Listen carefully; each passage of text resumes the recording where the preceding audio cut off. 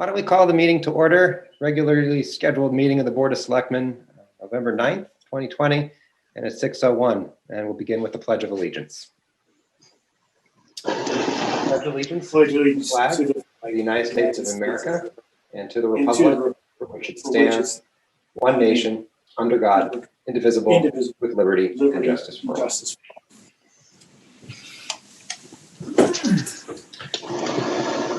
Before we get into public audience, there was a request to amend the agenda.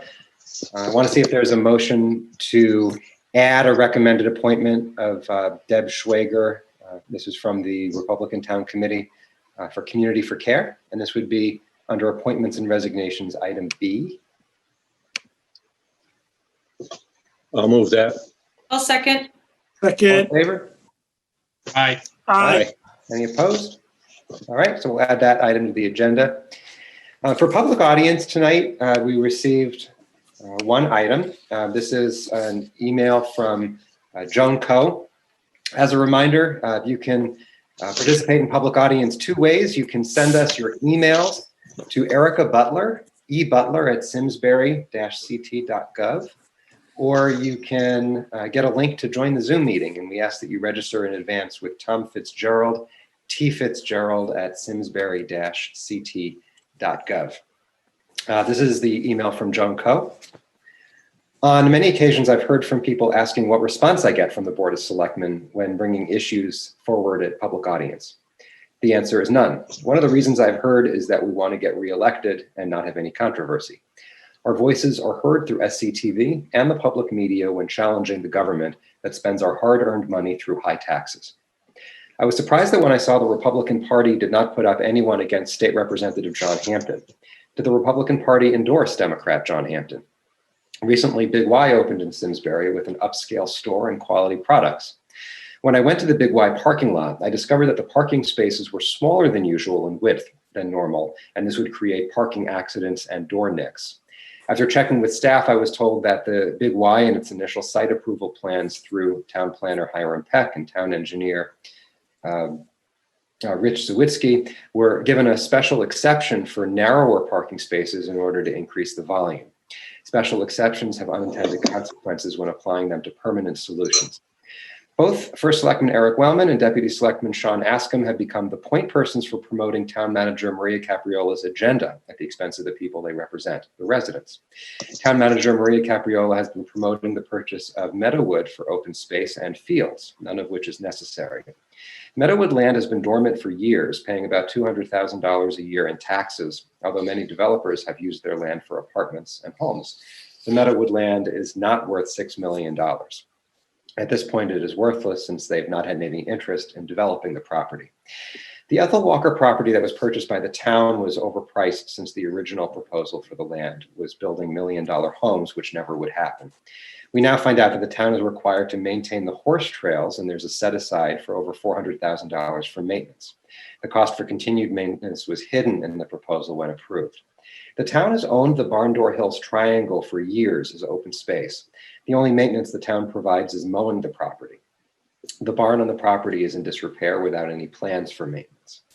The 45 acres on this land could be used for playing fields as needed. The recent reports on new development is proposed units 1161, built units 914, occupied units 858. Some of these developers own excess land for future development. There are proposals for building units on Iron Horse Boulevard. The Meadowwood land at this point could be dormant for years to come without burdening the taxpayers with scenarios that have no merit. The Meadowwood project would be taken off the table for discussion presently, while the costs of the school project are examined. The Simsbury Police Department recently hired a deputy chief, Chris Davis, from the East Hartford Police Department. Chris Davis was deputy chief with the East Hartford Police Department when Courtney Desolate, a police officer in East Hartford, filed a complaint of harassment, discrimination, retaliation, and bullying against the East Hartford Police Association. An article in the Hartford Courant states that Courtney Desolate settled her human rights and opportunities case with the town by resigning, but the civil case remains. It's alleged in the lawsuit that there was a culture of discrimination against women in the East Hartford Police Department, causing a toxic work environment. She alleges that she was denied a promotion to sergeant because of her gender. According to reports, Chris Davis, in his capacity as deputy chief in East Hartford, had responsibilities with the East Hartford Police Department that included supervision of professional standards, including officer training, accreditation, and internal affairs. When the town vetted Chris Davis for the deputy chief in Simsbury, were any questions asked about his ability to change the embedded culture of discrimination in the East Hartford Police Department? At the Police Commission meeting tonight, the commissioners will be discussing the Memorandum of Understanding update that was proposed by Town Manager Maria Capriola with an opinion from the Town Attorney, Di Crescenzo. This proposal has created friction between the Police Commission, Town Manager Maria Capriola, and the interpretation of the laws of responsibilities of the Police Commission, leading to the resignation of Commissioner Jim Fleming. Sunday, November 8th, 2020, a paddle player at Simsbury Farms was injured, hitting his body on the door to the court that was chained to the inside of the paddle court. He could not continue playing. Is this a code violation? All of my comments will be posted on Simsbury Patch, Twitter, @JoanCo, and Facebook. We're going to move on now to presentations, and we have a short presentation tonight from the Clean Energy Task Force on the Energize CT program. The task force is launching a public information campaign to get the word out about incentives that are being offered for a limited time to help homeowners use less energy and hopefully save some money. So I'll turn it over to Mark Scully from the Clean Energy Task Force, and also Tom Roy, Public Works Director. Good evening. Well, thank you, Eric. I think I'll just set things up for Mark. He always does such a nice job of presenting all of the work that the Clean Energy Task Force is doing. This particular initiative, I think, is close to home for me because when the program started so many years ago, I remember having somebody tell me that you could call this number 1-877-WISE-USE and somebody would come to your house and replace your light bulbs with compact fluorescent bulbs. And I didn't believe it. And I called the number and somebody came out to our house, went through, did this energy audit. And the next month we saved over $25. And ever since then, I was really hooked on the idea of energy and energy efficiency. So I'm going to let Mark tell you a little bit more how he and the other members of the Clean Energy Task Force are hoping to kind of raise the awareness of this here in Simsbury. Great, thanks, Tom. Yeah, these programs that are funded by a fee on our electric bills, so we pay for these, and we really should make sure that we're taking advantage of them. And the one that we're focusing on here is called the Home Energy Solutions Program, or HESS. So it's for residents. A couple of years ago, we did something for small businesses, but this one is focusing on really homeowners. And the idea is, as Tom said, you call this number and magically these people come, they do a range of core services. They'll do a blower door test to see how drafty, how leaky your home is. They will replace some light bulbs for you. They'll actually do some weather stripping if it's needed. They'll swap out your shower head to a low flow head if you want. They'll give you a bunch of tips to save money, to reduce your energy usage. And they'll also, if it's appropriately, give you some recommendations for things that may be a deeper energy retrofit, maybe some insulation or a heat pump or other things. So this program has existed. I think already around 2,200 or about 26% of town residents have availed themselves of this HESS program. But recently, the copay for the assessments has gone down to zero, and as well the incentives, the rebates for installation are apparently very, very good right now, very attractive right now. So we just want to sort of get the word out and make sure people are aware that this opportunity exists. I mean, even with a non-zero copay, it's fluctuated around from $50 to $75 to I think maybe $150. Even at that level, this is a bargain. I think I've seen estimates that the average value of one of these audits is $1,000 to a homeowner. So we really just want to get the word out to people that they should do this. We'd love to see that 26% of the town get to a much higher number, helping people save money and be more comfortable. So we were going to do a mailing. We're going to do a little show on Simsbury Community TV and basically direct people to the three ways that you can sign up. You can go to 1-877-WISE-USE on the phone. You can go to the Energize CT website, or you can call a qualified contractor directly, and you can go to the website for the Energize CT website to find one. But that's another way to do it. So that's really the whole extent of what we're trying to do here. Awesome. Mark, thank you. Any questions from the board? Chris? Hey, Mark, hi. How are you, sir? Hey, Chris. Thank you, and Tom, thank you. In the packet, and you mentioned that a packet, I didn't see it, so maybe to try to maybe create a little bit of urgency, really, that's probably around me. I'm telling you to threaten me, basically. When is this, are there any guideposts when this might go away? Because you talked about the previous one being commercial focused, now this one's around. Is there any discussion around the window that this may close on us?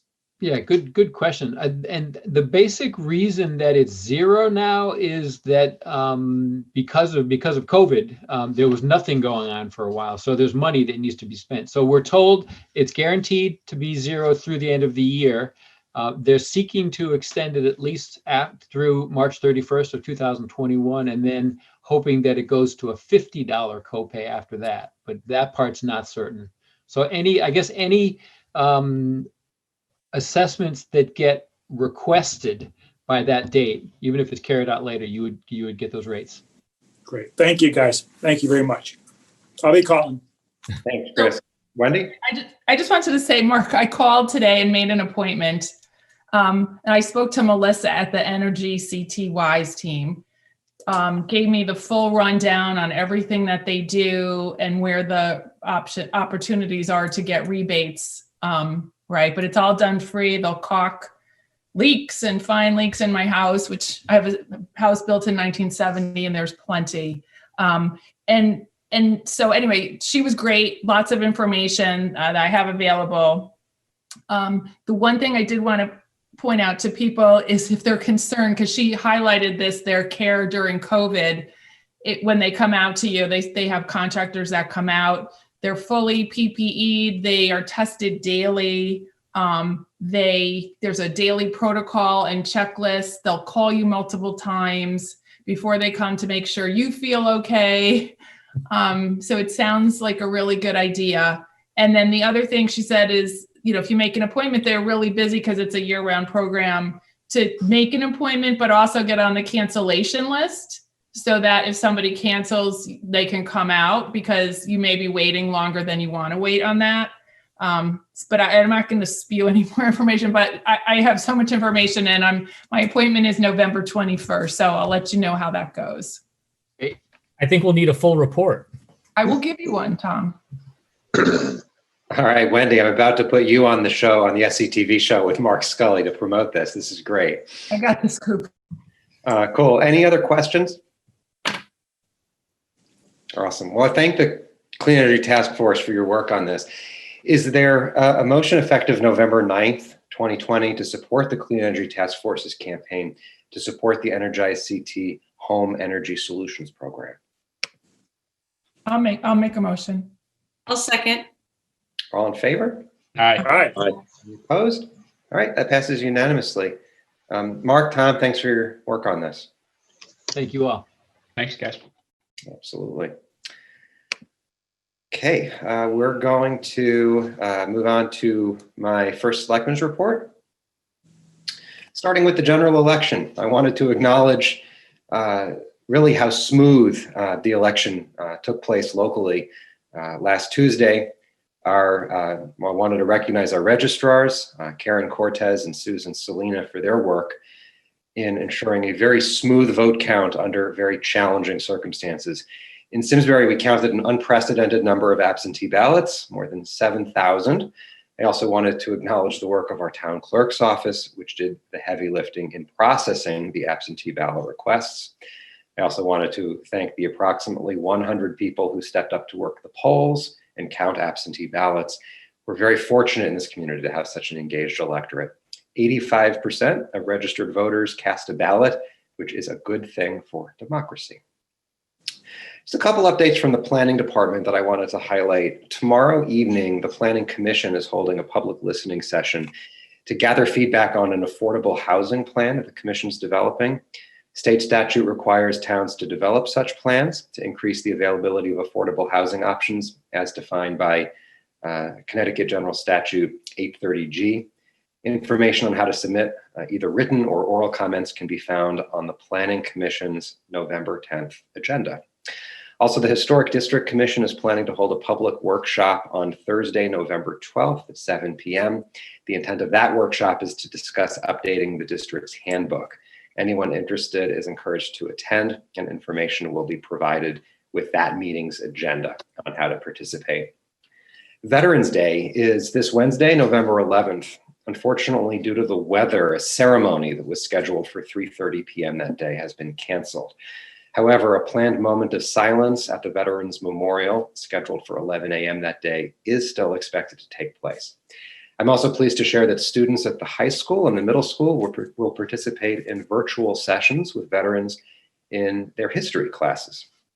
In Simsbury, we have a wonderful active veterans community that has organized these events. Thank you to the Veterans of Foreign Wars post-1926 and American Legion post-84.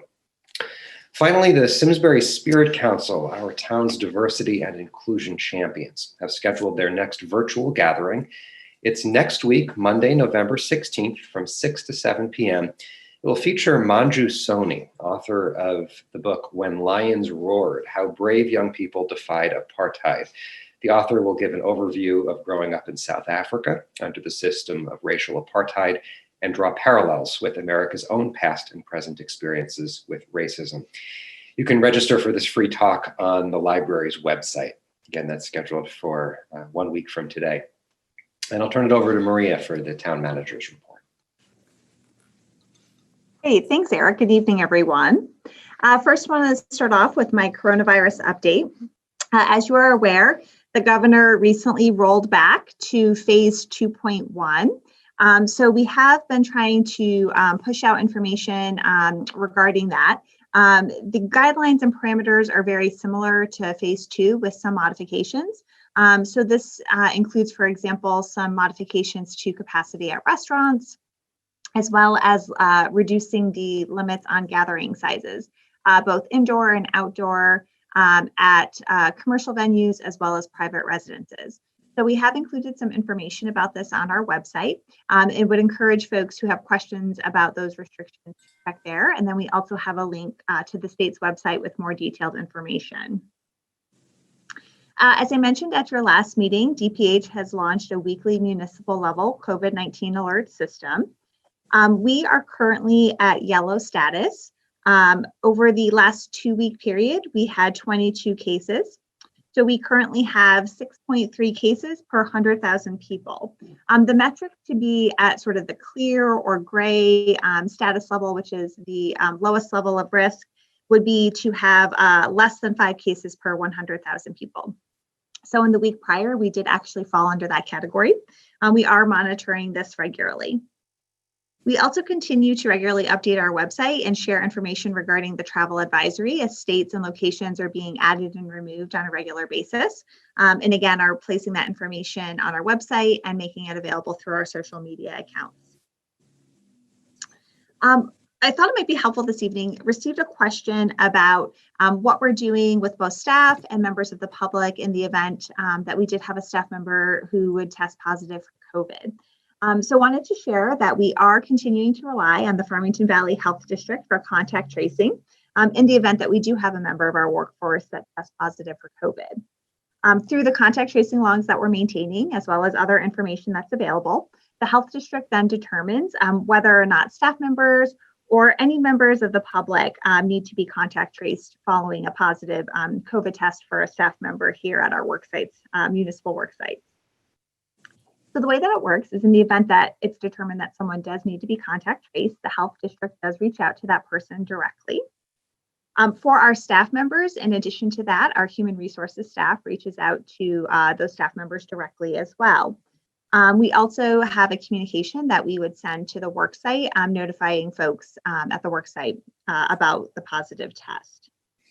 We do continue to ask staff to remain at home if they're ill, for them to wear face coverings, practice social distancing, and really just to make sure that they're taking other safety precautions to help us minimize the risk of the spread of the virus.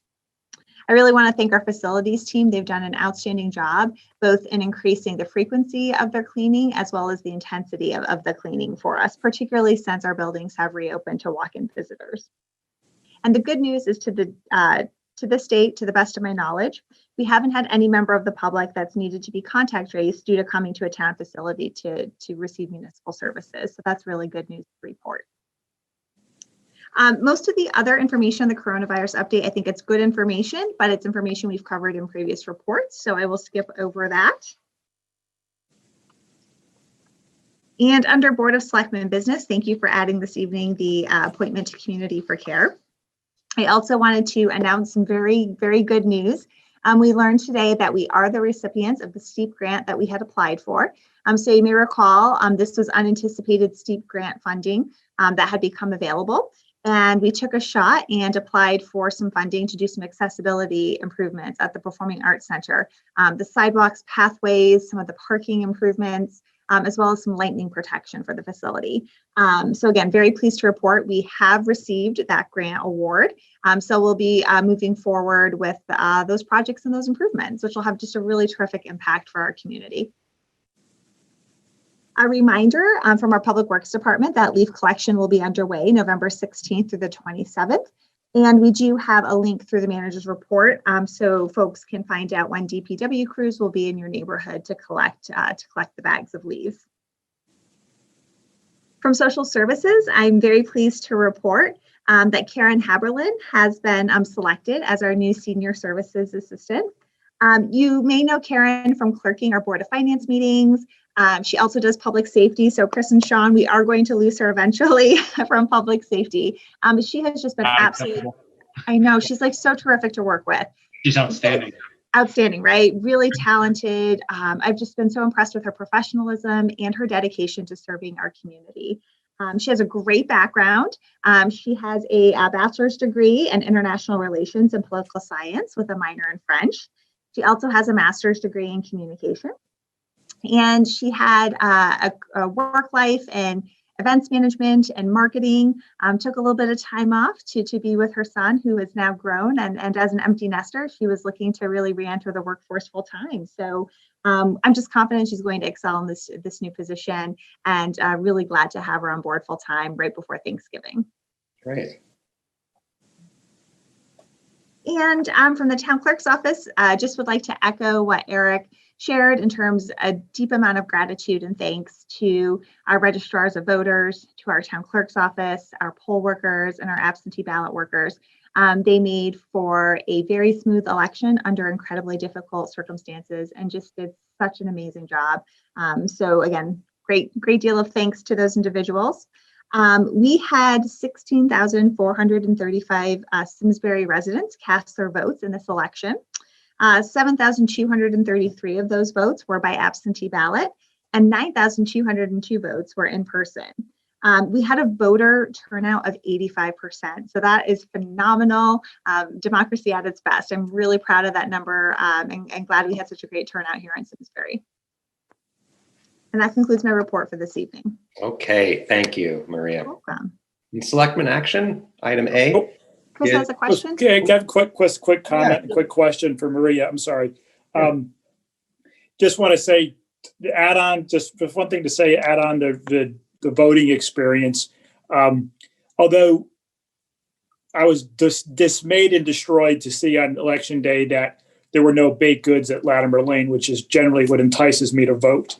One of the things that was exciting it's almost like our finance, our budget day when we get goodies coming in on Saturdays. But one of the really neat things that I did notice, I think we should highlight about the folks who came out and supported our democratic processes. But there were a lot of new faces who worked the polls. And I think a lot of that was driven by the care and concern, because historically many of our seniors are coming out to support us in the election days. And it was a really wonderful thing to see some new faces who not only were interested in the democratic process, but were really, I think, caring and concerned about our senior population. And that's just something that really I wanted to make a mention to thank all those folks who showed up to support the process, that were new to to our polling day staffing. Second, is this a question, Maria, for clarification? You sent the team an email today around the COVID numbers, and if you could just help me walk through one thing, so I'm speaking competently to folks as they ask me. Somebody came up to me on a walk today and asked me a question. It's to support, and this is relative to the school system, to support in-person learning. The 14-day average of COVID needs to be 10 cases per 10 or fewer cases per 100,000 population. I think that's what it says. So for 14, That's rolling average needs to be 10 or less, so we continue in-person learning. Correct? That's correct. Okay. So then your statement says overall the FBHD has it at 8.2%, 8.2. But overall, you say FBHD, is that for their entire jurisdiction, or is that for Simsbury? Correct. That's their entire 10 Okay, towns. so then, and I believe that ours is at 6.3. 6.3, that's correct. Okay, so we have to look at 6.3 as the governing for us to continue. Now, I know that we just got an email earlier, the parents, that we had another bump up of 2 at Latimer. That's probably not included in that 6.3. Is that probably fair to say? I'd have to check. I'd have to check to see Okay, when that's the okay. date of, I would have to check. That's fine. No, but and maybe this is a question to when you're is the 10 new cases per a population of 100,000 per day. Is that 10 a hard stop for us as a community, and is that Matt's hard stop, or is that, and is it, or do we have some interpretation around what may have pushed us to that 10? And could it be 11? Could it be 9? Could it be, or is it just a hard and fast rule? Sure. And this particular area isn't my area of expertise, so I will get confirmation. Okay, but fine. I believe it's the next level where it's the phrase that they use is to consider a combination, essentially, perhaps, of moving towards some remote learning. So perhaps more of a hybrid model or things of that nature. And then there's sort of a third tier where it's, supporting, distance learning essentially exclusively. So there's sort of three tiers in the spectrum, and we're right now at the lower end of the spectrum. But no, it's a great question. And I can definitely get just a little more clarification for you from Jennifer in terms of, I believe it's the State Department where that guidance came from, but I can confirm that and find out which one. Well, we have our public safety meeting on Thursday, I think, Sean, right? And we can next week, we'll just, right? I think that just so thank you. I just wanted to raise it up. That'll be just a point I raise on Thursday, just from some clarities. I think, as we all hear and hope it's not true, but I think the assumption is, as we move into the colder months, this number may move, and I'm just curious as to what that governing threshold is. So thank you, guys. That's it. Sermon's over. We'll definitely put that on the agenda, but again, I believe the state has empowered local districts to make the decision based on the guidance, which is important. It's a little bit different than in the spring when it was the state kind of came in and said, this is what we're going to do. Now the local districts are making decisions based on the guidance. So, but we'll definitely bring that up on Thursday. Thanks, Sean. Okay. Good questions, Chris. Tax refund requests, item A. Is there a motion effective November 9th, 2020 to approve the presented tax refunds in the amount of $3,762.97 and authorize Town Manager Maria Capriola to execute the tax refund? Moved. Second. Any further discussion? All in favor? Aye. Aye. Opposed? The motion carries. Item B, the WPCA, Water Pollution Control Authority, knows that in the years to come, it's going to have to raise the protective berm by a couple of feet because of new flood maps. And we have an opportunity to apply for a grant from FEMA that would cover the vast majority of the cost of this project. I wanted to see if there was any other context that either Mike or Maria wanted to, I'm sorry, I don't mean to put you on the spot, Mike, but Maria rather, on this project. I can start with a very quick overview and then would defer to Tom Roy. Yeah. So this Building Resilient Infrastructure and Communities grant, I think, is a really great opportunity for us. We have a project that we've been carrying on the books for our capital plan at the WPCA to increase the berm around the facility. That is in part due to the redrawing of the FEMA maps. and needing to bring that berm up by a couple of feet. So we have been budgeting and preparing and planning, again, to pay for that project through the sewer enterprise fund. What's great about this grant opportunity, if it were awarded, is that the grant would actually pay for, Tom, is it 75% of the cost? Yes, 75%. Right. So a huge savings to our users who currently pay fees and the sewer use fund. So again, I think really great opportunity for us. And Tom, I don't know if you'd like to add anything. I think this one, you kind of hit the nail on the head. It was work that we were planning on doing anyways. The WPCA had been budgeting for this project, and this grant would just be a great opportunity to reduce the expense to the WPCA for a project that we were already intending on doing. Great. Any questions from the board? Tom, I gotta ask, $600,000 for 2 feet of dirt? All the way around. Yeah. It could, $600,000 for 2 feet of dirt? yeah, it could, it's a budgetary number right now. It could either be 2 feet of soil, or it could be steel or concrete wall around the top of that existing. Yeah, I'm hoping the number is lower, but it could actually end up being higher. So Yeah, and I'm not giving you a hard time. It's much like the sidewalk project. When we involve state or federal, it just stuff seems to cost so much more than it actually should, due to the unnecessary regulatory nonsense that goes with this stuff. It's 2 feet of dirt. yeah, the trick on this one, or why we're definitely bringing in the right people to look at it. We did onboard DPC Consulting Engineers, a very small firm that we've done some good work with at the WPCA. It is in fact, it's not just a berm, but think of it as a dam. So if we were at 100-year flood level, if you were in the plant, you are basically surrounded by 15 feet of river water on all sides, and that needs to function. So. Mm-hmm. Yeah, no, I get it. And then my follow-up question is the 100-year flood number still possible with all the damming and water control upstream? It is still possible. And what's interesting, and FEMA actually raised what a 100-year flood is by 2 feet. That's actually what brought us into this. So it's important that we do this, but at the same time, this is not a tomorrow project. Yeah. Just because they changed the flood mapping does not immediately change our risk, but at the same time, as we've seen in other communities, when there is a massive flood, all of these sewer treatment plants are always located near the river, and Yep.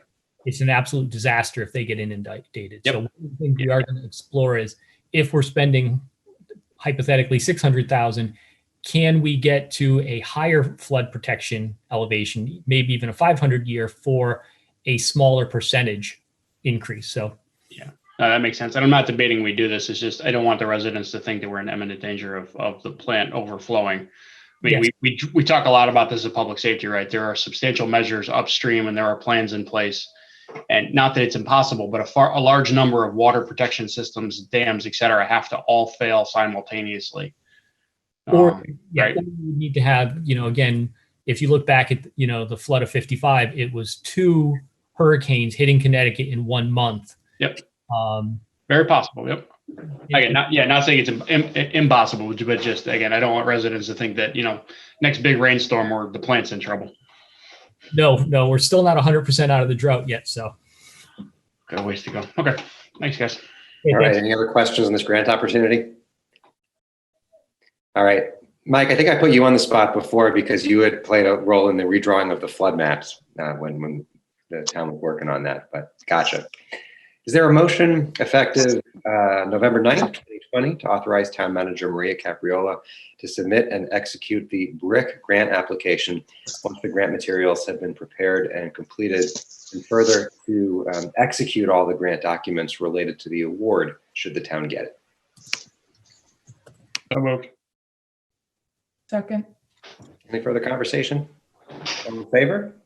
Aye. Aye. Any opposed? That motion carries. Item C is proposed Technology Task Force Statement of Purpose and Procedures.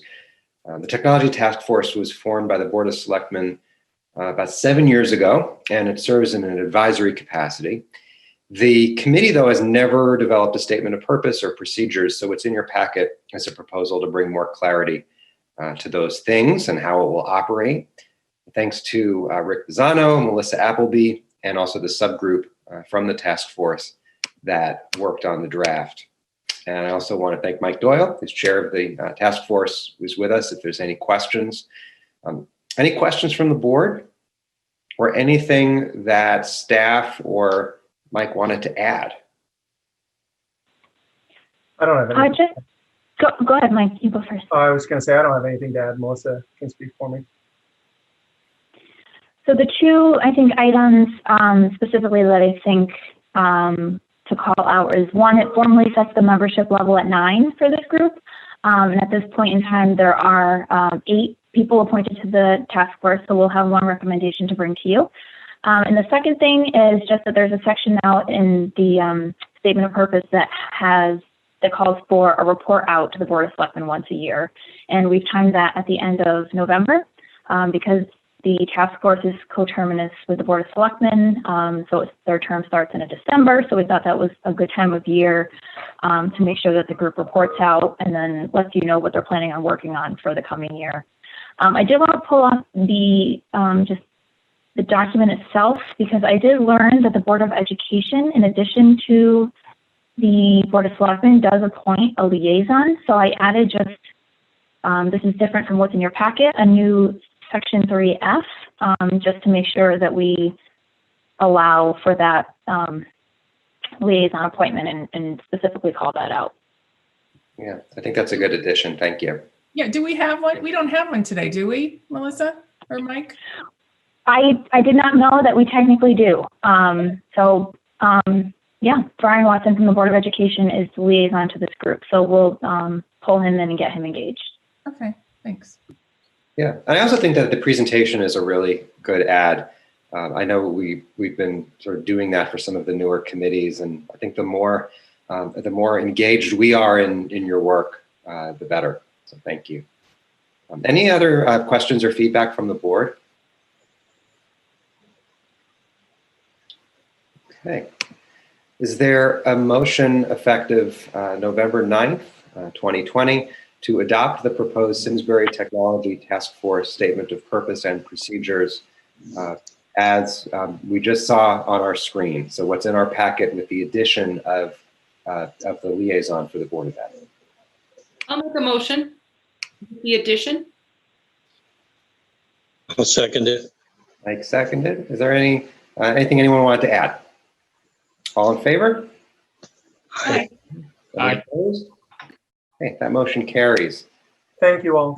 Yeah, thanks for joining tonight, Mike. Thanks, Mike. Appreciate your Thanks, work. Mike. Good night. Item D is a proposed natural stewardship policy. This is something that the Open Space Committee has been working on. That I'm gonna attempt to summarize this, but we've got Susan Messino on the line, who's been very involved in this work. It's really a statement of intent about how specific parcels of open space should be cared for. The policy calls for non-active management of our forests. So trees can be removed that pose a danger, that might be blocking a trail. Invasives can be removed. But I'll point out that it's largely reflective of our current practices. While any of our forests can fall under this policy, we decided to name just some specific ones. I'll call it low-hanging fruit that are that we would say are no-brainers. Things like Belgian Forest, Onion Mountain, Ethel Walker, and a couple of others. But really glad to have Susan Messino here. Susan, is there anything that you wanted to add by way of context? No. Hi, Eric, and hello, everyone. Nice to join you. I just want to say on behalf of Open Space, we've been, working with the consultants and trying to develop sort of a toolbox of strategies for what we're doing, why, and where for different properties in town. So this is probably the first in a series of kind of policies and plans that's going to be coming out. We're going to be providing an updated agricultural lease program, programs for grassland birds, pollinator habitat, etc. So this is basically just reflecting some of the ridge properties and other properties that, unlike those other categories, don't require specific regular maintenance, so that we can start to develop those policies about what's going on where and why. And I'm happy to answer any questions. Chris. Off mute. Hi, Susan. It's Chris Peterson.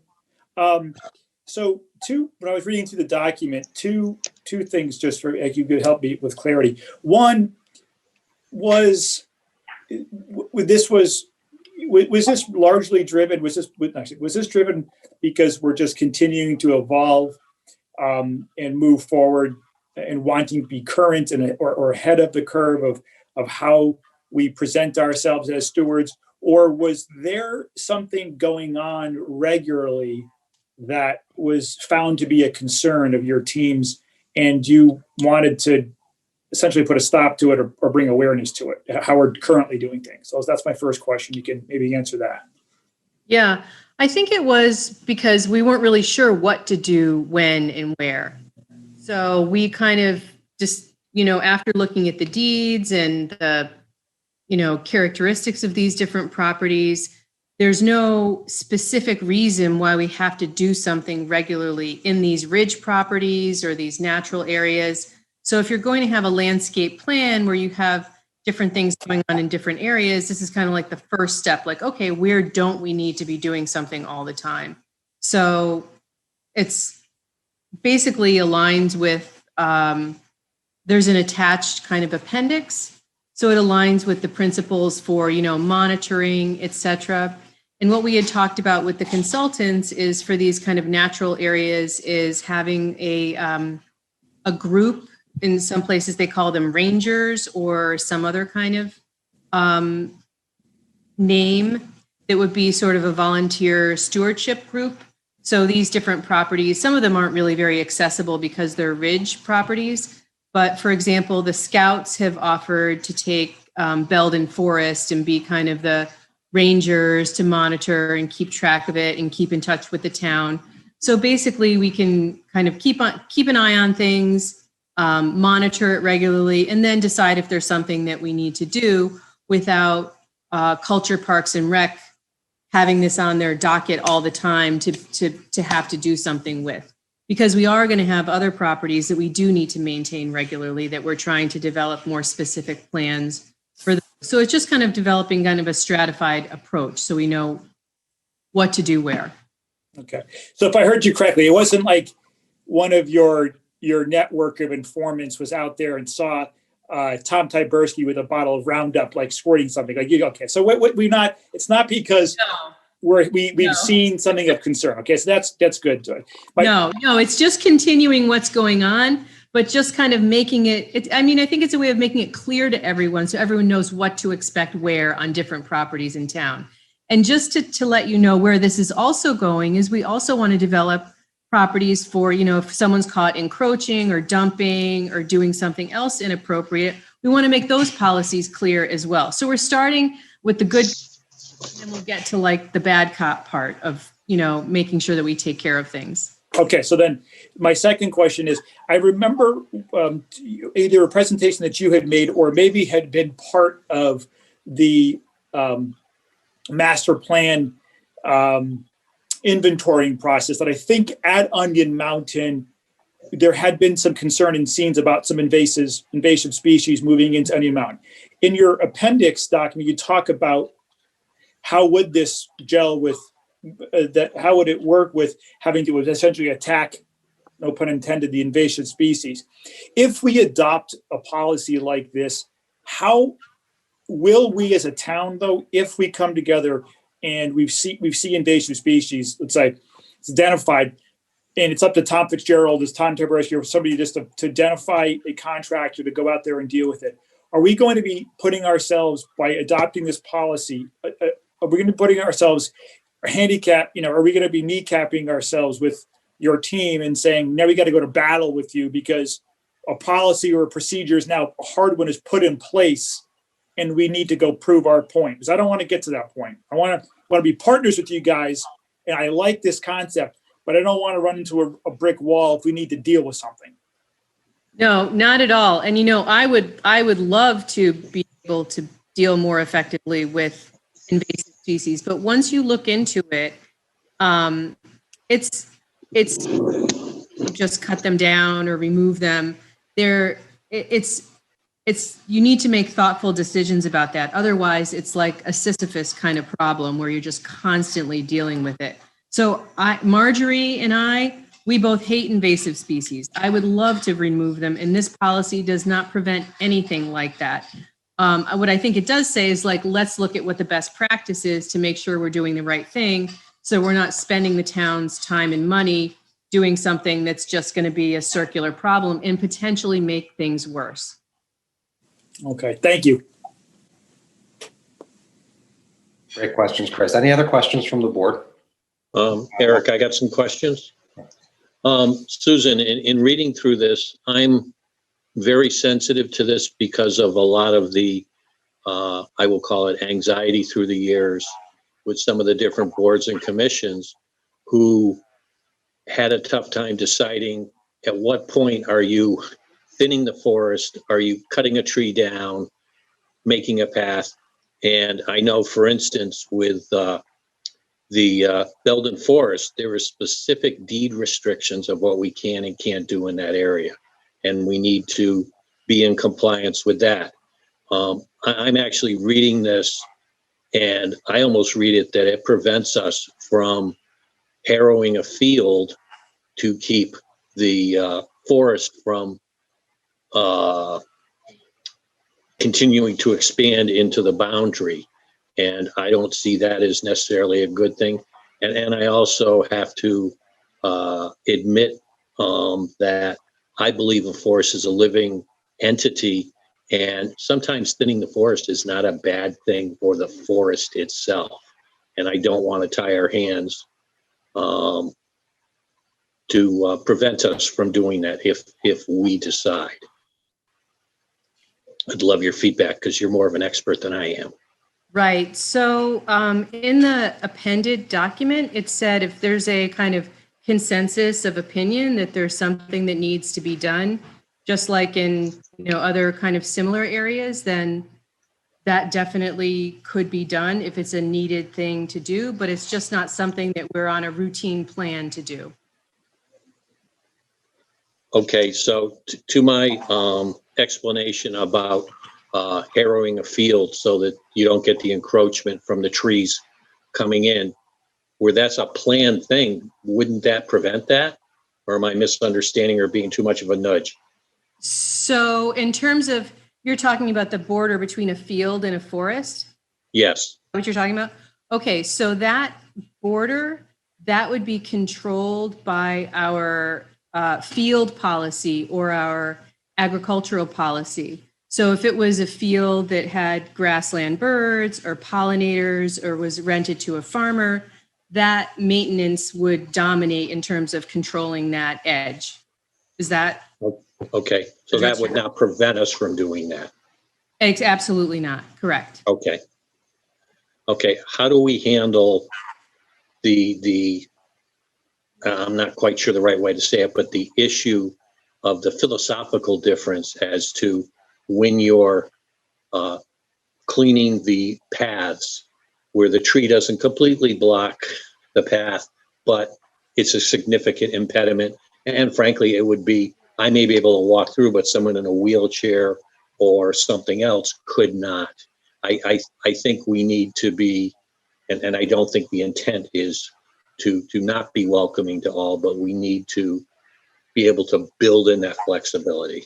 Yeah, I think keeping the paths clear is 100% consistent with this. And even if a path needs to be modified or, routed or whatever, passive trails and all of that, maintaining them, improving them is 100% consistent with this.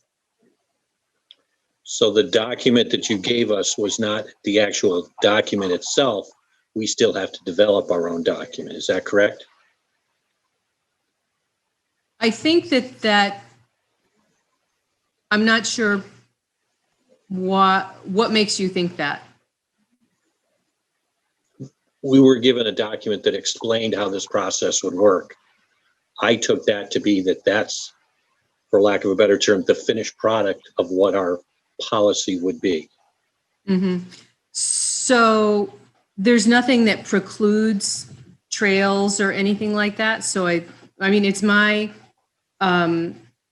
reading of the spirit of it, that there wouldn't be any precluded issue with trail maintenance and those kind of things for passive recreation. Well, there was something, and I apologize, I didn't mark down where it was, but it actually said the path or trail has to be completely blocked in order to remove that item. And I think that's a standard too high. You can have a tree that significantly reduces the use of the path. And I think that would not be in the town's best interest.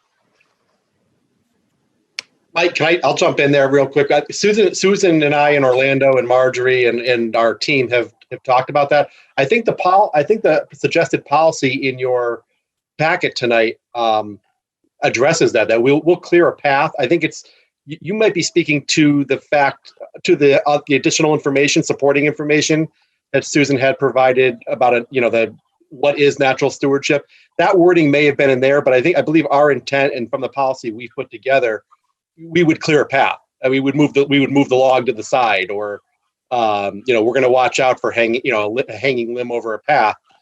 We would address it. Safety issues come first. But I think you might be referring to the supporting document, not the suggested policy. I could be wrong, but I was pretty sure in our discussions, Susan and Marjorie are both very supportive of clearing paths as needed. And I don't believe, and just to make, I got the line here, got the conch shell. None of the properties that we've identified have a field at this point. They're all forested properties. And we haven't, I don't think there's an intent to add a field or a meadow property to the natural stewardship policy at this time. We're looking at other options for those properties, like Susan mentioned. And a lot of this came from the discussions of that took place during the Parks and Open Space Master Plan.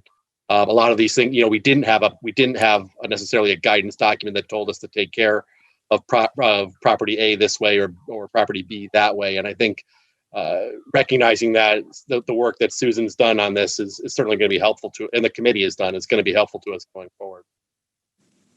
Yeah, and if I'm reading this correctly, guys, so like the let nature take its course, and then the monitor major trails section of 5 addresses what we were just talking about, right? Where we leave dead trees and down trees in place, except where they block important trails. They can be removed from the trail but left in the forest. If trails are present, regular monitoring, at least annually, can prevent progressive damage, removing hazards, addressing erosion, etc. Passive recreation is allowed. Okay. So, yeah, I had the same concern ahead of time, Mike, when I heard about this. I just wanted to make sure that there's a balance between leaving the forest untouched, and we have recreation, and it's an important balance, so that folks can enjoy all these spaces that we have. But that we also shouldn't be going in there with a logging truck every year just because that's what happened in the past, right? And I think at a very dumbed down level, right, Susan? I mean, that's what this is trying to address, is we shouldn't just be going in there and doing things in the past or on a regular schedule that could be in conflict with the natural maintenance of a forest. Right. We just want to have if the goal of our these natural open space properties is conservation and recreation, which is in the, in the deeds or in the intent for these properties, then, we should have a good reason to be doing something. So that's just saying, okay, these properties are here for people to enjoy. We're going to keep them safe and do something if we need to, basically. Okay. Great. I just want to bring one point, Susan. It's just picking up on what Mike just said. I'm going to drone on here, but I think I really take what Mike's saying to heart, in the sense that, and I know you guys, and the intention is, because probably with even a partially closed trail, you see it at the Walker Woods. With even the partially closed trail, then people start to veer into the woods. And that's actually the last thing that you want. That's the exact opposite thing of what your group stands for, is because then you're ultimately creating more path than it was really intended. So it's good to know that we'll still have that latitude, and we'll jump on it where we need to. It's not that rigid full crossing. The second thing I think Mike brought up, it just brings to mind my childhood. Just a point was growing up on Longview, and the St. Albans, behind St. Albans is that wonderful field. And yes, over the years, there were different sort of stewards who were responsible for it. But when I was a kid, he could run east to west, north to south, the entire thing. And it was an absolutely hayed meadow. And the only thing that would hurt you was maybe a tick biting you, and that was it. Now, whether over the last 20 years, maybe the intended or unintended consequences of maybe not having a policy for that space is that probably half of that beautiful hayable field is now some trees that are 6 inches wide, and there's huge brush growth in there, and it's lost its beauty as a meadow. Now you've got obviously two completely different ecosystems that have grown up. Before it was a meadow with its ecosystem. I don't know, that was a better ecosystem, and now it's a thicket, if you will, with its ecosystem. So maybe that's what you want. But to Mike's kind of point, the boundaries of what was a meadow in the St. Albans field are now completely almost blurred. And so I like the fact that through your team's hard work, you're going to continue to sort of diary the care intentions of our entire open space catalog. I mean, not to put it all on you, but I think that's the way we're going. And I think that's what we need to understand, because some people want that back to be a meadow, and some people want it to be what it is now. And I don't know what the right answer is. Mm-hmm. Well, I will say, I know that people who use hay are concerned about a lack of hay in the area this year. So, we're calling that a shrubland right now, because it's kind of in this no man's land. So that's our property that we're not really sure what to do with. Are we going to patch cut it and maintain it as a shrubland? So stay tuned on that one, Chris. And we're open to any input on what people might want that to be, because whatever it's going to be, it's going to require a different strategy to maintain it as that. Yeah, because I think we all know you got some renegades out there taking their own interpretation of what to do with that field. So anyways, John asked him is texting me to stop talking. So I'm going to stop talking. Keep your renegades close to home, Chris. No such thing. I enjoy Chris Peterson's childhood stories immensely. It's fantastic. Are there any other questions for Susan at the moment? All right, let me find the motion. Is there a motion effective November 9th, 2020 to adopt the proposed natural stewardship policy as presented? So moved. Second. Is there any other conversation? All in favor? Aye. Aye. Anyone opposed? Okay, that motion carries. A lot of people to thank here. Susan, thank you for being on this call and for your work shepherding this. Also, Marjorie Winters from Open Space, Mike Glidden, Tom Hazel, Tom Taberski, and Orlando Cassiano is not on this call. All of them played a role in supporting this work. So thank you. Thank you. Thanks, folks. Item E is a discussion on a proposed affordable housing plan. This is something that I referenced in my first Selectmen's report, where the Planning Commission is working on developing an affordable housing plan. It's something that the state says that we need to create, and it needs to be updated every 5 years. The plan outlines how each community will seek to develop more affordable housing options. When we're talking about affordable housing, is in the context of 830G, which is a state statute.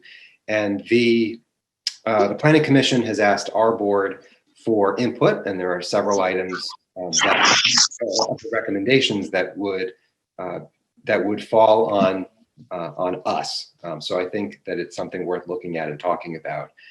Before we jump into it, I thought it could be helpful, Mike, if you could define what the state is referring to when they're talking about an affordable home.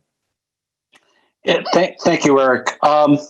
So 8-30G, the general state statutes, has to deal with the affordable housing appeals. And in that section of the statute, it discusses what is considered affordable housing. One of the key points of considering affordable housing is that the housing costs associated with a residence does not exceed 30% of the income for the household.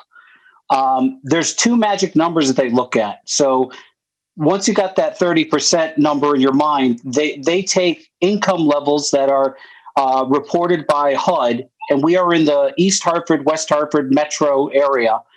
And they're looking at individuals that are making either 80% of the area median income or 60% of the area median income.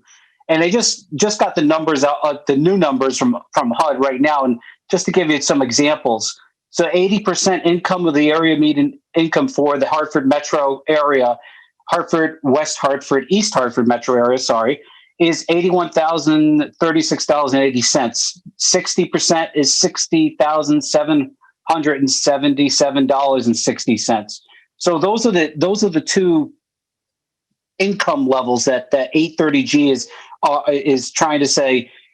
Each community is supposed to provide housing, 10% of their total housing stock that's affordable, and they're really pick 60 and 80% as the two that you're trying to cater through 830G. One of the things, maybe just a quick summary for the plan is the Planning Commission is setting a goal that they want to increase the overall affordable units in Simsbury by 1%, which means they want to add 90 affordable units in town. We're at a healthy 4.74%. So we're trying to add this 1%. In order to reach 10%, as what the 830G requires, we would have to add 481 affordable units to the town of Simsbury. And on top of that 481 is we cannot approve a single market rate unit when we're adding those. Because each time we add a market rate unit, our percentage goes down because there's less affordable units and more market rate. So I'll leave that to the board now for questions or comments. Mike, can I ask a question? Yeah, go for it. So we talked about the income piece, but then we look at the numbers. So the total household is 9132, government assisted 28, 289, et cetera, to get to that 432. Now, the income 30% isn't the only parameter, right? It's got to meet, the housing has to meet something else. And the reason I say that, there are apartments and there are houses that the price would meet the number, but it doesn't have a deed restriction or otherwise, so it doesn't count as the 830G affordable number, correct? Yeah, thanks, Sean, for bringing that up. So there's several things that go into the 830G determination. One is the deed restriction. So it's the sales price or rental price is locked in for a period of 30 years. Second is that the actual individuals are receiving some sort of assistance, whether it's like Section 8 rental assistance, or if they could have loan assistance, meaning they had Connecticut Finance Authority approval for their loan, or a USDA loan for first-time home buyers, which is income restricted. So those are what go into that determination of 10%, in addition to the deed restriction. And that's really important. And that deed restriction basically makes that unit unsaleable and unmortgageable in a lot of cases, right? Because if it's deed restricted for 30 years, very few, if any, financial institutions want to get involved in that. And the homeowner doesn't have the ability to enjoy appreciation of the value of their home. Right? The homeowner challenge. Yeah, because that sale restriction, obviously, like you said, Sean, it runs for 30 years, but also those income levels will change. They'll go up, they'll go down. So let's say you buy it on a high, sell it on a low. Yeah, you're going to take a loss on your house. Right. And then on top of it, what's very difficult about the deed restricted units is that you have to find a buyer that qualifies. Right. So you're selling them. Pool of sellers. And again, it's all very well intentioned, but like anything, when the math works out, it's more challenging. And just a couple more. So when we talk about the value of a house, ballpark, what if there was a deed restriction, what's the selling price of a house that would qualify for the 30%? So at 80%, it would be $274,000, $200. So that's what it's. That's with a 20% down payment because it has to under 830G. For the 60% bracket, and this is for a 3-bedroom house, I should say, it's approximately $145,200. Okay. So 270,000 is what this statute deems to be affordable for a family of 4, right? That's not just a single income. That's a family of 4 number. And then again, deed restriction, et cetera, et cetera. The reason I raise that is because I believe in Jackie, you know this business far better than the rest of us do, but every condo at Riverwalk technically qualifies for that, as does the other condos in town, I believe. A substantial number of apartments would technically count for all of this and don't. So to say that Simsbury doesn't have affordable housing is not in fact true. We don't have affordable housing that doesn't meet the stringent, and I'll say misguided definition of state statute.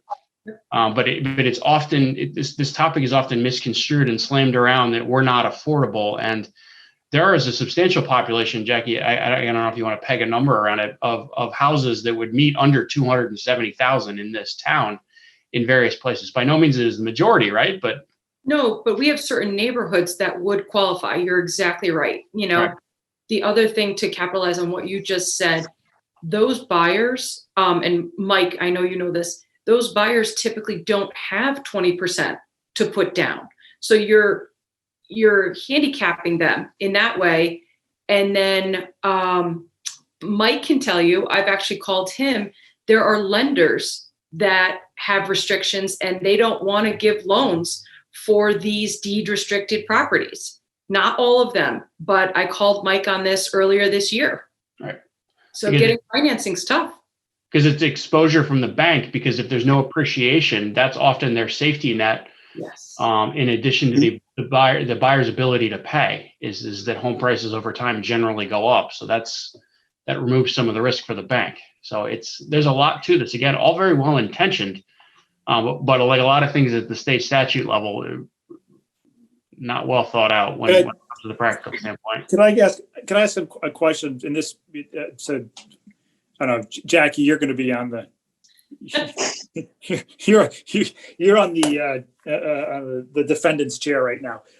So this is, and I'm sure, I'm probably going to say something that out of naivete is going to end. It's probably going to end me up in somebody's letter. But so please bear with me, folks. But so if I understood what you said, Sean, Jack, if you actually took the number of homes in Simsbury that would fall under the homes or home housing units, that would fall under the 274 threshold, I think what you're saying is that we would probably find that number would exceed 10% of our housing stock. Is that a fair statement? Yes. Okay. And it sounds like Mike is saying that too.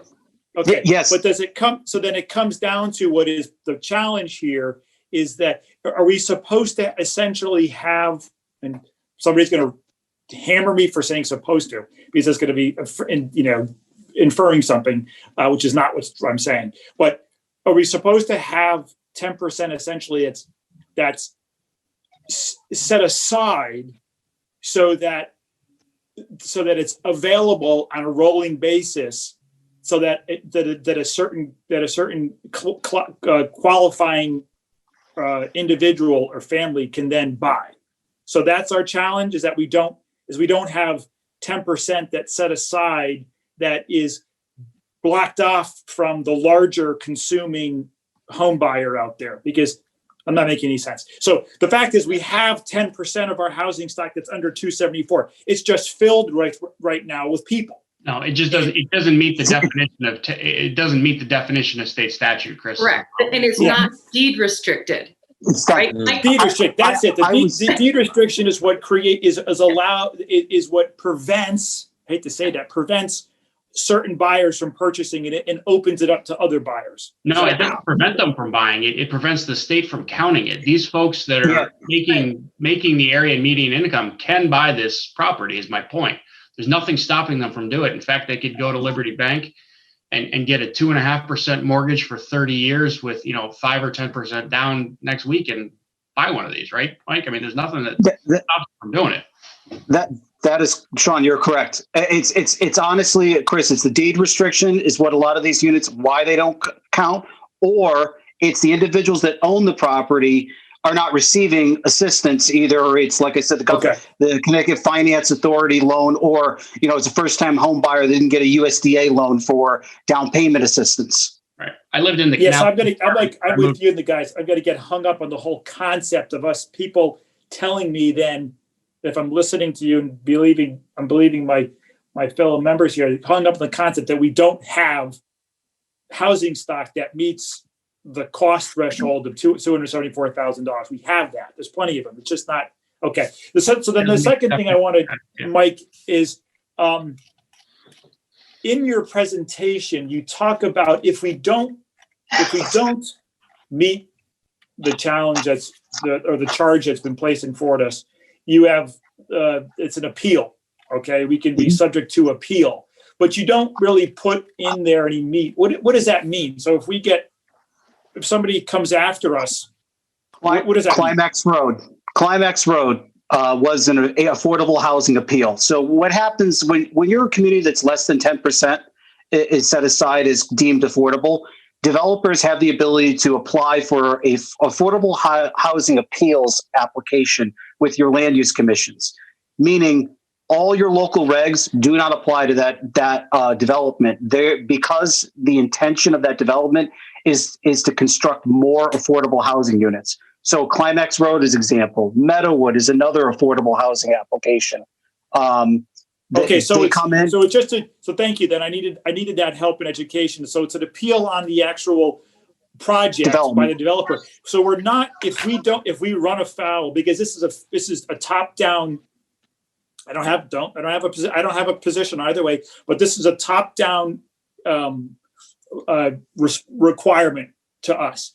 And so if we run afoul of it, we're not going to potentially lose out on something. We're not going to be penalized by the state or the feds. We're not going to lose some of our education money. We're not going to lose some of our infrastructure money. We're not going to, those are the things that then affect our budget and our taxpayers and our people. So directly, no, Chris, but we do get a development that was turned down by a local land use commission, thrown down our throat by a judge due to the statute. I get that. I get that. And that potentially impacts budgets, et cetera. And 100%. I'll remind you that things like Climax Road, our developers leverage this statute because not all of those units are affordable. In fact, some of those units are well in excess of 400,000. I believe Sean, I totally use this as a weapon against towns like us to get bad. Okay, I get what you're saying. What I needed in education was that if we didn't put a plan in place next year in the 2021-22 planning, the state's going to say we're cutting your education funding by 10%, but you didn't meet that. That's not the level of immediacy. Okay, thank you. So, yeah, Chris, just to follow up. So previously there was a proposal in 2017 that discretionary funding would be attached to the requirement of adoption of an affordable housing plan, which was scrapped from the bill, which was actually a public act that required the development of the affordable housing plans. However, I will say that eventually they're going to tie discretionary funding, similar to the POCD, to the adoption of affordable housing plans. Okay. Thank you. So I have a question for you, Mike. I sent it to you ahead of time. And the question I have is, who came up with and how did you guys arrive at that 1% over 5 years? So that was a discussion by the Planning Commission, and it was a consensus of what is a measurable goal that we could reach. One of the things we discussed, like I said earlier, how to get what's the magic number to get to 10%? It's 481 units, and not approving a single market rate unit, which they felt they can't do that in 5 years. 90 units seemed like a reasonable number to shoot for, with all the objectives that are on pages 10, 11, and 12 as kind of actions to get to that 1%. Okay, because just so everyone knows, at the Planning Commission meeting last time, one of the women who's on the diversity inclusion group in town thought it was 1% per year, and that was low. So people may be questioning why it's only 1%, which is why I'm trying to bring that up here. I think that question's going to come up again, because 90 units over 5 years of whatever developments are planned. And that's another question I have is, how do we know what developments are in the works and plans for the town where some of this 1% could come from? That's not in your document. And the document is really nice. It's very high level, but there's not a lot of detail behind it. And just wondering what is this based on? What does it look like for apartments or buildings over the next 5 years that is going to contribute to this 1%?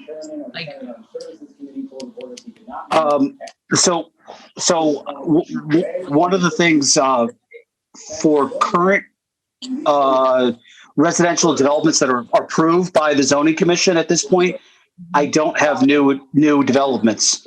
Preliminary, there was a discussion about with design review about the redesign of Simscroft Echo Farms off of Iron Horse Boulevard for a rental development. That, according to the developer, will have an affordability component to it. At least he's committed thus far.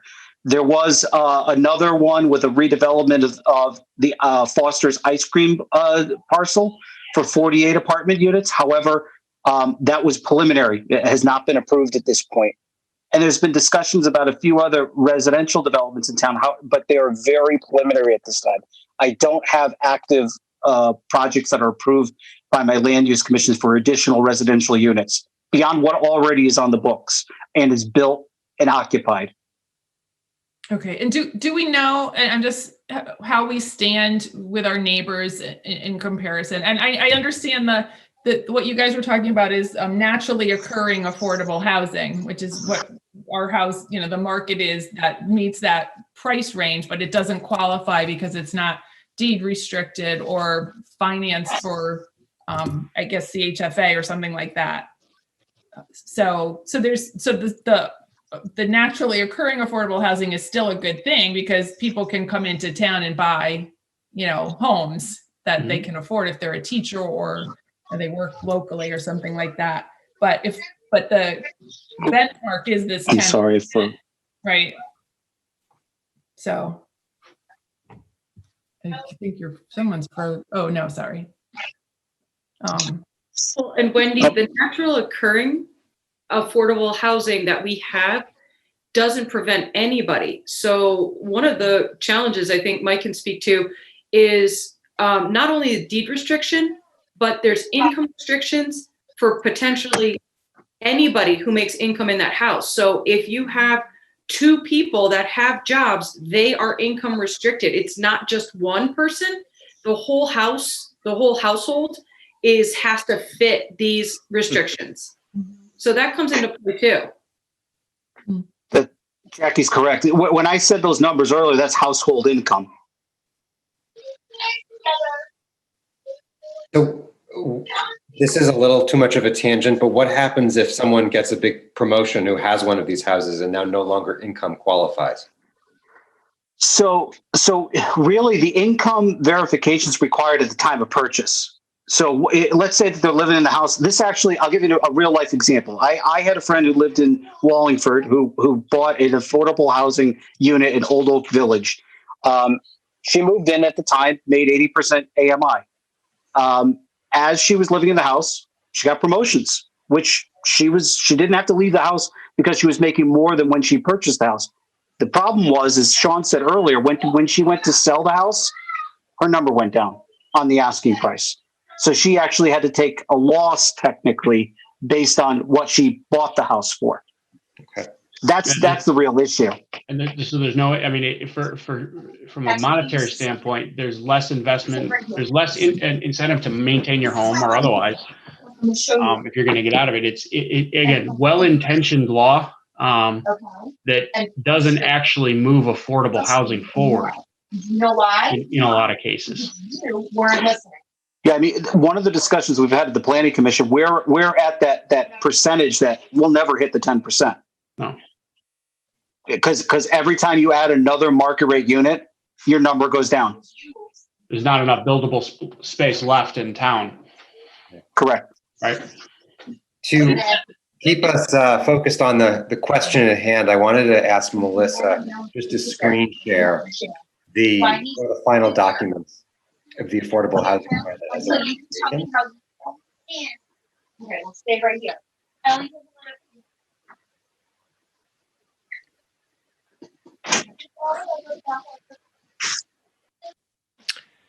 I thought it could be helpful if Maria were to share a little bit of context in this area, because she's in some former roles, she's been exposed to some of these opportunities, and I thought it would be helpful if she shared that. Eric, can I just ask one more quick one? Yeah, please, Sean. Sorry, just before we get into it, it is germane to this, but Jackie and Mike, my understanding is that the developments that have affordable components in town are having challenges with selling those and filling those units. Is that still accurate? Yes. So I could speak to Climax Road had sold 3 of their affordable units out of 6, but Jackie could probably speak to Cambridge Crossing. Yeah, and that's the one I'm alluding to. I know that they've had some challenges for a while of trying to fill those units, right? Yes. And they're still having challenges. Okay. Yeah. All right. Thank you. Yep.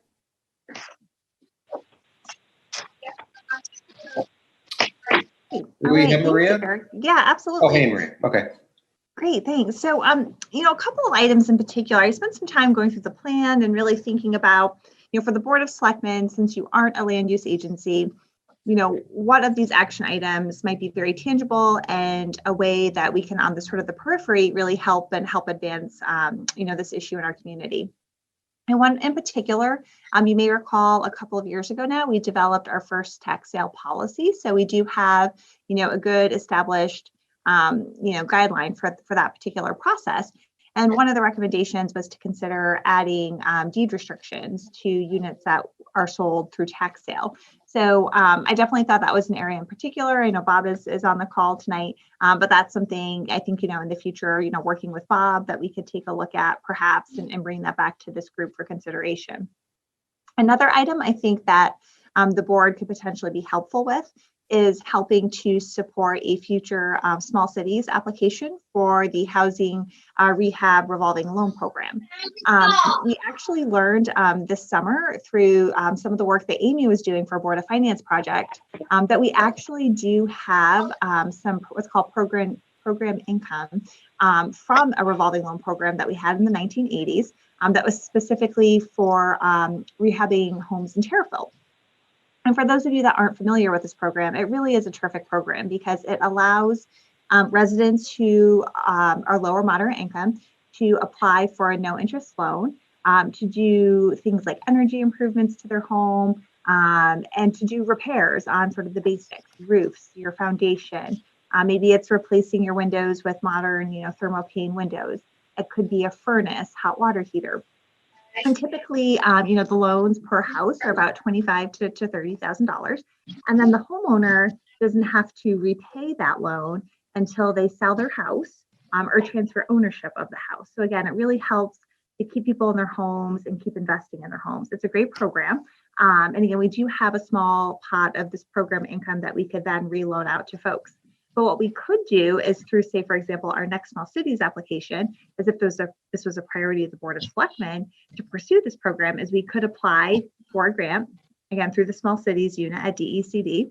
This unit comes from the federal government through HUD, through the CDBG program, which I'm sure most of you are familiar with. But we're a non-entitlement community. So that means, unfortunately, we can't get the funds directly from HUD. We would have to go through DEC. I'm sorry, it's not DECD anymore, is it, Mike? They changed it to DE. Housing. Yeah, Department of Housing. Yes. Thank you. Yeah, thank you. But again, this might be a great opportunity for us to help support maintaining, homeowners and helping them to maintain their homes. So again, I think these might be a couple of areas that we could really help move and advance forward if the board had an interest in it. Yeah. Sorry, Jackie. Just to speak to what Maria just said, I know people who have used that small cities grant, and it has been an exceptional program, very successful. And like you said, it doesn't have to be paid back until they go to sell. So they can have many years. It's very good. Yeah. Well, Maria, I mean, just speaking for myself, I'd be interested in learning more about both of those options and how we could move those forward. Great, thanks. Yeah, we can definitely report back on both of those items if the board's interested. I'm not trying to cut this conversation short. In fact, I'd like to continue, but my personal feeling is that as a board, I don't think we're going to come to consensus tonight on a specific set of recommendations or a response to the Planning Commission. But for me, I would encourage members of this board to reach out to planning as individuals, either at tomorrow night's meeting or in writing, and share your perspectives on this plan.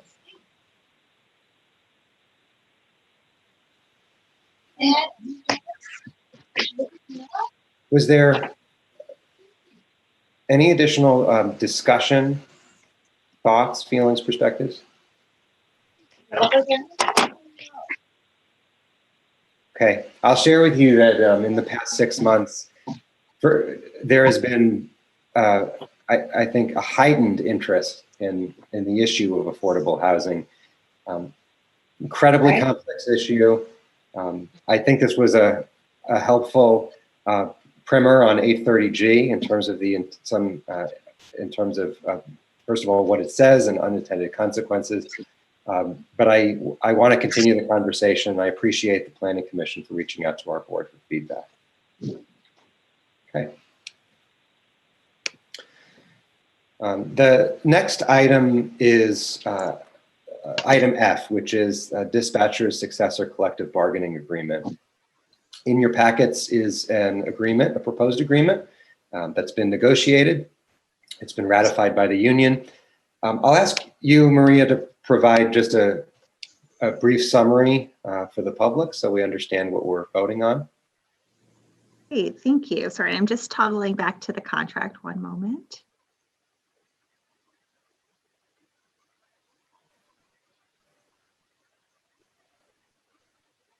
Okay, great. All right. Well, thank you for the opportunity to share some information regarding the tentative agreement that we've reached with our dispatchers group. Right now, this is proposed to be a 3-year contract. It had expired June 30th of 2019. So this contract would take us through June 30th of 2022. I do think that the overall package is, I do always say that I think management has, a tough role during negotiations because, we're trying to be, fair and do the right thing for our workforce, but we also have a responsibility to do what's fair and right for our organization, as well as what's fair and right for our taxpayers. And I do think that this agreement really strikes that balance. And I do also just want to thank our dispatchers currently for all of their hard work during the pandemic. Our dispatchers are essential workers, and they have been reporting to work every day, working around the clock during really difficult times and under stressful circumstances. So I do just really want to thank our dispatchers for their hard work. So some highlights of this 3-year agreement would be general wage increase awards in year 1, 2, and 3 of the agreement. They are fairly consistent in the range of what we're seeing for negotiated settlement data statewide. We're very fortunate. CCM gathers that data and reports out on it monthly. And we did have a good sample size for each of the 3-year contracts. We did achieve some concessions from the union in exchange for general wage increases. We were able to make some modifications to eligibility criteria for retiree medical insurance benefits for new hires. We were also able to have dispatchers who were grandfathered into the defined benefit plan to gradually begin increasing their employee contribution towards the cost of that plan. This group was a little bit behind a number of our other groups. So increasing their contributions by 0.75% of their salary in years 2 and 3 of the contract, again, towards their contribution towards their defined benefit plan. Probably one of the most significant concessions we achieved from the union as part of our overall health insurance benefit strategy townwide, as well as we've been working on that strategy with the Board of Education. And we had a number of our health insurance plans that did not have modern plan management design essentially built into the plan. So overall, in totality, if we achieve these plan management changes across our town groups, we have the ability to save in excess of 6 figures annually. This is actually a very small group right now, though. This is currently 7 employees, and we do have 1 vacancy. So I don't want to give the impression that we would be saving 6 figures on health insurance changes for a group of currently 6 staff members. But again, it's part of our larger benefit strategy. They did agree to some medical insurance copays as well. Another highlight to encourage professional development was if we do have a staff member who obtains and maintains an EMT certification on their own time with their own funds, a small annual stipend recognizing that. The contract does provide for an additional holiday for the dispatchers to get them a bit closer to parity with our other bargaining groups. This was one area that they were a bit behind on. They actually do not receive a payment for holidays, but it's actually in the form of comp time for them. Then we also did our best to do a lot of housekeeping cleanup throughout the document. Sometimes it was as simple as updating language to reflect our current form of government, and other times it really was just making sure that what is in the collective bargaining agreement does in fact match current practice. We found some practices that hadn't been in place for a long time, terminology that hadn't been in place for a long time, and I think that's really important as we're working through contract negotiations to make sure we're taking care of housekeeping items on a regular basis. In regards to the financial impact, Melissa did just a phenomenal job of putting together the contract cost analysis that's in your packet. And she essentially, what she's done here is she's provided for you a baseline total value of the package and then worked you through years 1, 2, and 3 of the contract in terms of our anticipated expenses, starting from base salaries to impact of payroll taxes, health insurance, other benefits. Again, I think she just did a phenomenal job. I don't know if folks have questions on the analysis or if they would like Melissa to walk you through the work more detailed. First, thanks for the explanation, and seriously, Melissa, great work on this. It's very clear how you broke it down. Are there questions from the board? Or just a comment, because I know a lot of other boards and residents we'll just look at the general wage increase in 2.25, 2.35, and without the context and again, perspective that Maria just shared and Melissa's analysis, that number as well, it's not what's going on in this and that and the other thing. That number is very much consistent, right, Maria, with the majority of contracts that are getting settled all over our state. And that's the pool that we compare ourselves to and compete with.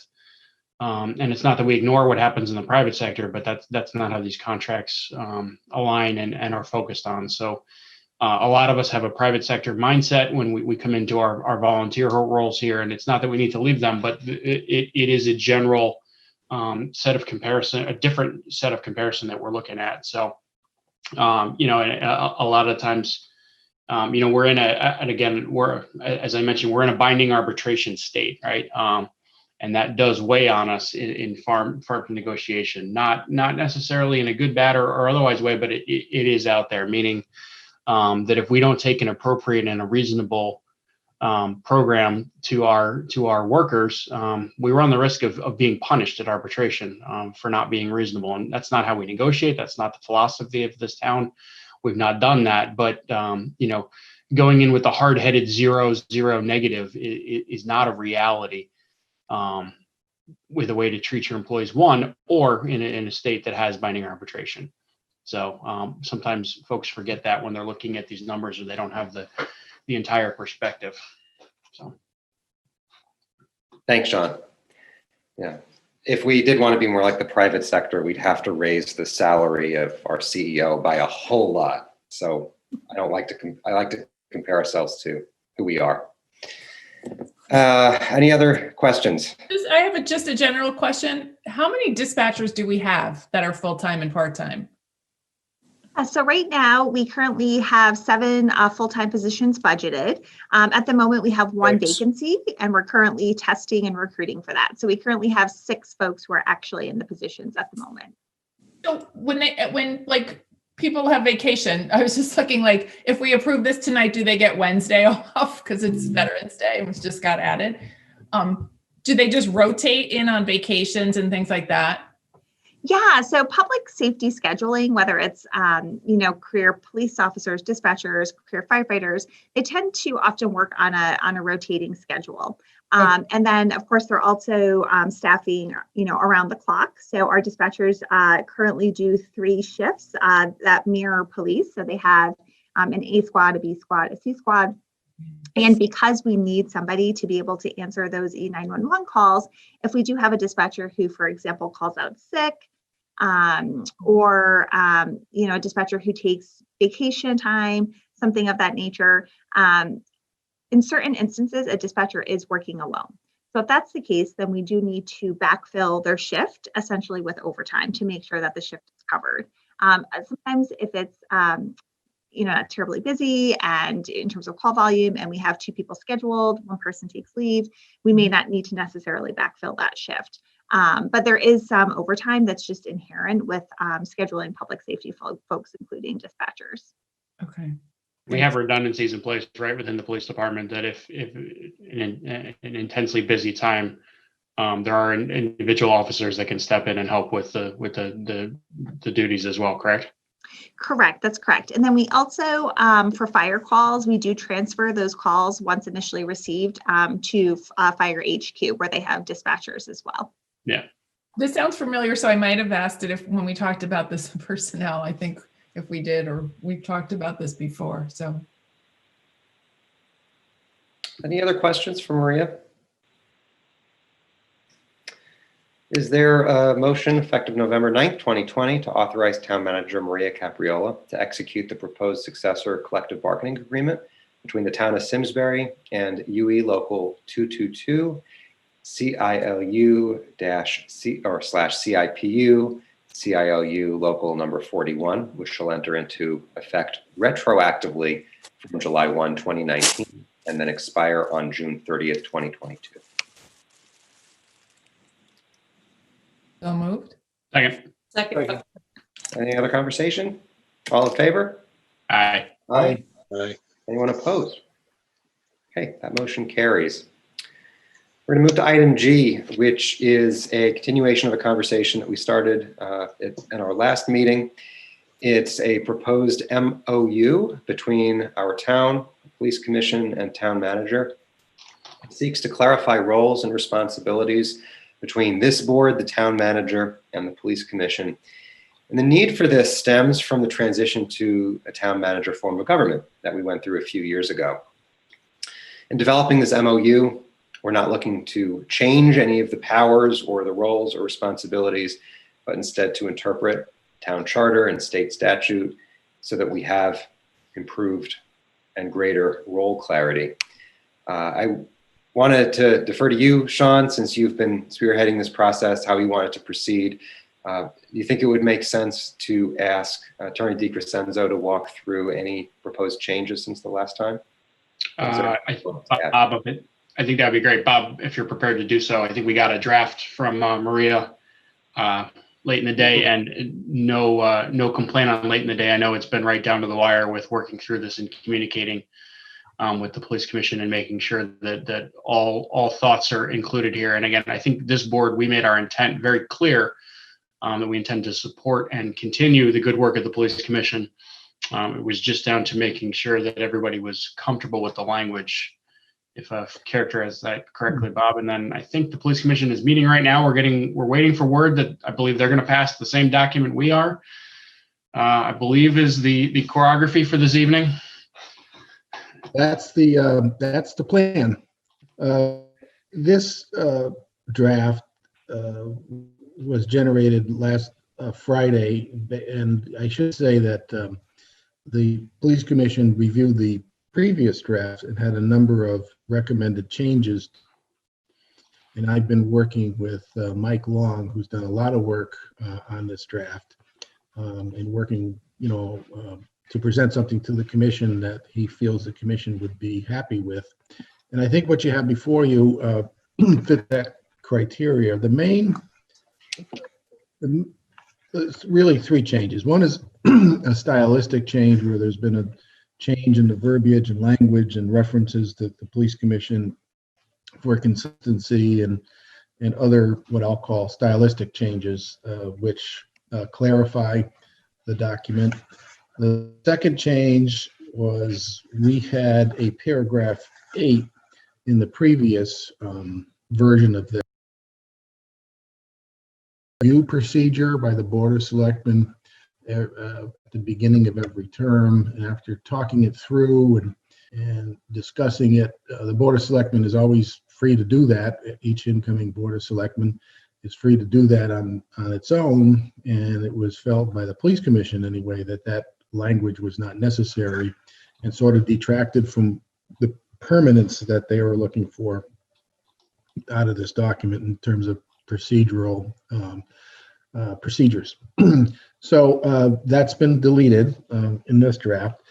The third change is there used to be a paragraph 2C and one long paragraph 4. So what I did was I took 2C and I included it and made it paragraph 4B because really the topic fit better under 4B, which is entitled now policies generally, than it did under police hiring and dismissal, because the old 2C was really broader than police department hiring and dismissal. The content of 2C is really included in paragraphs 4B, 1 and 2, as you see before you. And simply put, it says that the parties agree that the paragraph B1 says the parties agree that the police commission shall be given notice of any changes to the personnel rules prior to their adoption. And you may ask, well, why is that important? It's important because under the charter, the police commission is responsible for setting policies for the police department. And the police commission was concerned that there could be a proposed change to the personnel rules that could impact the police department unintentionally, but they wanted an opportunity to review and comment on any proposed changes to the personnel rules and regulations. The other change in 4B is I've added specific reference to the Chapter A160 personnel rules and regulations in the attachments. I did that because it made it very clear that it's the personnel rules and the attachments, including the harassment policy and some of the other policies.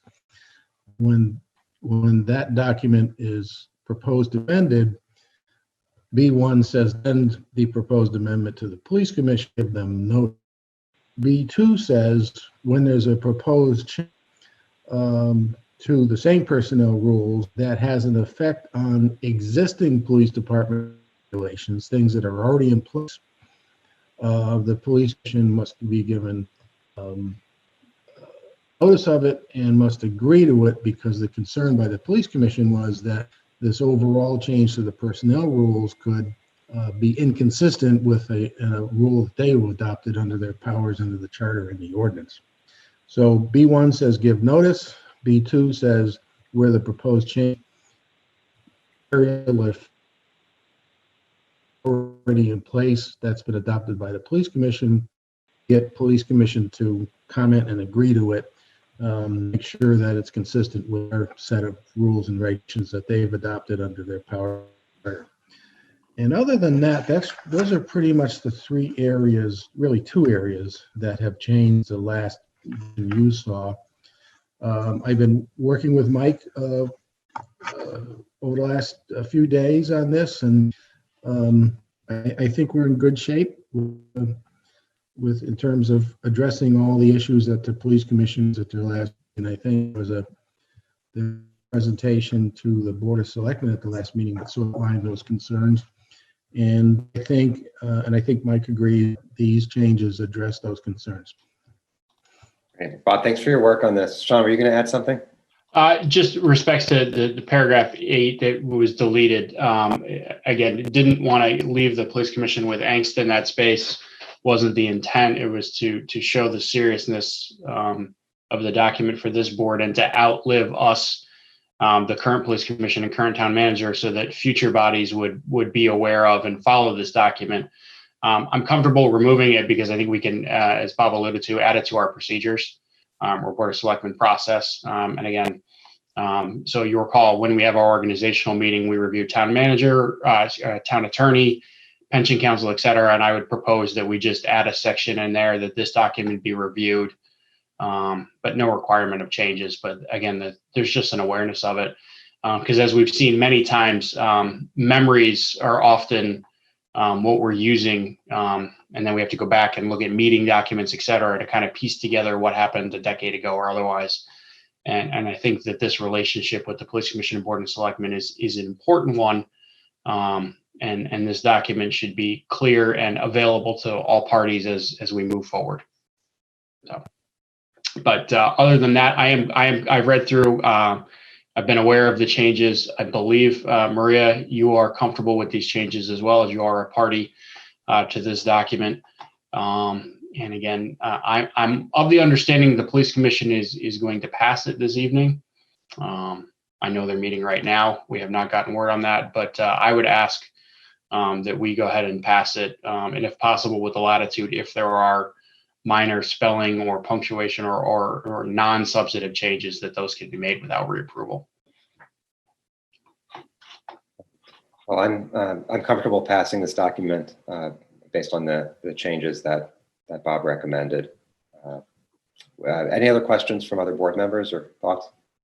I'm comfortable passing it if the police commission passes it, because we don't want to end up back here again. So. Yeah, I agree. Again, if there's a substantive change, if there's a request for something else, I don't want to say I'm not open to anything, but I view this as this is 100% of the way there as I see it. I think Bob and Mike have done a great job. Again, there should not be any issues that have been overlooked. There's been more hours spent on this, honestly, than there should be. And I think at this point, I am comfortable with our board passing it, again, but for spelling or grammatical or whatever. I don't think there are any in there. But again, that's a waste of everybody's time to bring it back here. So I'm comfortable passing it. And again, barring a massive oversight that somebody discovers at the 11th hour, I don't see a need to bring this back, Wendy. I don't anticipate that. Like I say, I've been meeting and talking with Mike a few times for the past week. And, he can't speak for the commission, obviously, but he feels comfortable that this draft addresses the concerns that they have raised. And he's confident that they will approve it. But again, we'll see what happens, but he didn't raise, the changes that have been made today that are in the draft that you got this afternoon are the final changes, are the changes that he requested in the markup that he sent to me on Friday. Okay. Again, if the police commission is paying attention, I would encourage them to focus on the substance and not on the commas or periods or anything else within the document. But, sorry, Eric. Is there a motion effective November 9th, 2020 to adopt the memorandum of understanding between the town, police commission, and town manager, the version that's in our packet with the changes that Bob just described? I'll move that. I'll second. Anything anyone want to add? All in favor? Aye. Aye. Thank you to everyone. Bob and Maria, thank you. I know this, folks may not appreciate. These are the things that don't seem like it, but take an immense amount of time of town staff, of town attorney. And they're important, right? Because we're looking at charter and statute and operating our police department. But when folks wonder what government does, a lot of it is this, and it's getting it right. So I appreciate what you guys have done to get us to this point.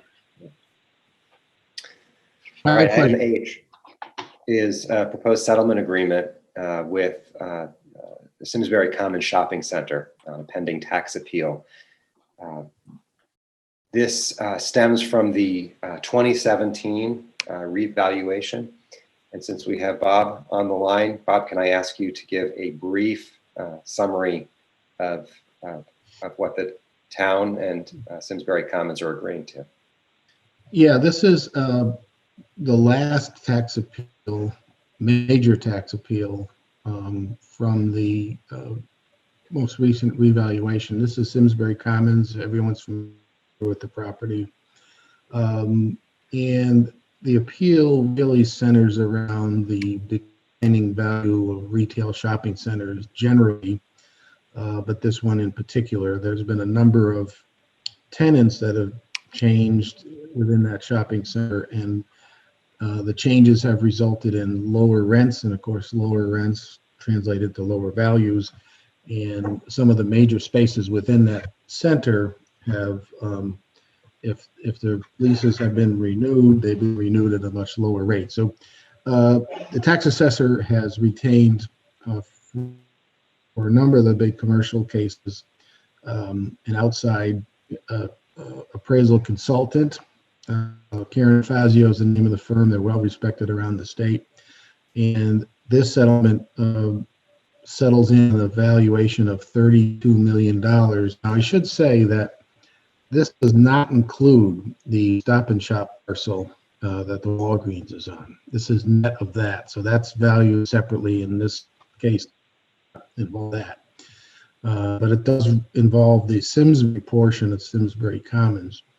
And when town's appraisal consultant looked at and reviewed the proposed settlement, it was difficult to achieve, but he supports this after looking at it from a valuation basis, I think based largely on the fact of the market.